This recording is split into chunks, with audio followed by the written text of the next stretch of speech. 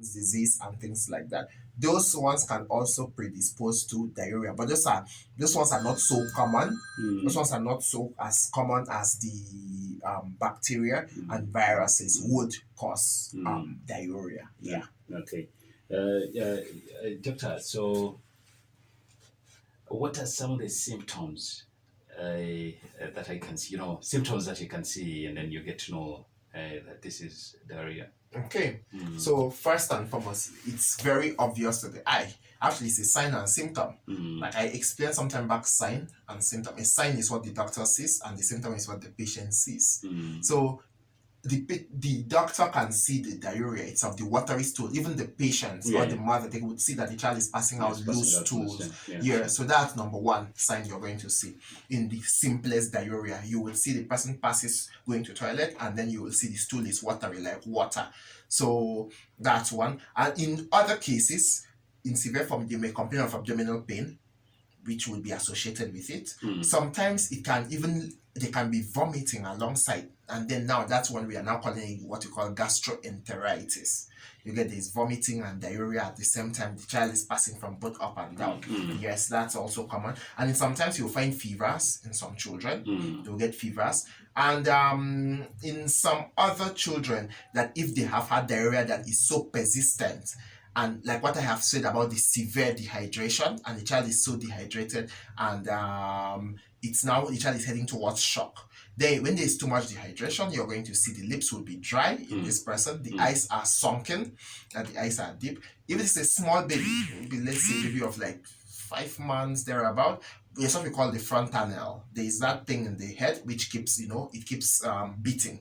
You touch it in the front of the head, it's very soft. Yes, we call it frontanel. So that frontanel will it will be like a depression. Yeah, it will be like a dimple, so it sinks in. So you can find those children. Some children, they get eagerness to drink a lot. Like for those who can tolerate to drink, you find the child is very eager. They want to drink too much. Yes, and then for some of them now, they are unresponsive. Now those are those who have headed to shock.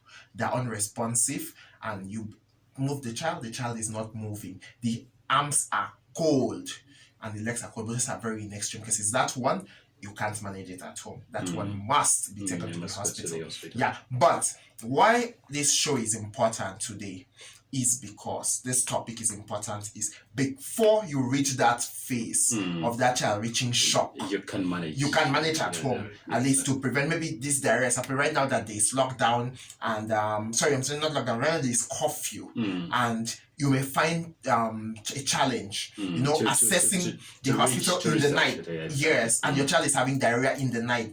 So this is supposed to help you so that you can manage your child at home, so that by morning time you will be reaching the hospital when at least things are not so bad. You reach the hospital when at least the child is still, fair. Actually, you reach the doctor and be like, you're fine. Yes. Sure. So this before you get into the home management tips that you're going to give before someone reaches hospital, I've had usually kids when they get diarrhea and then they say, I think they're growing the teeth.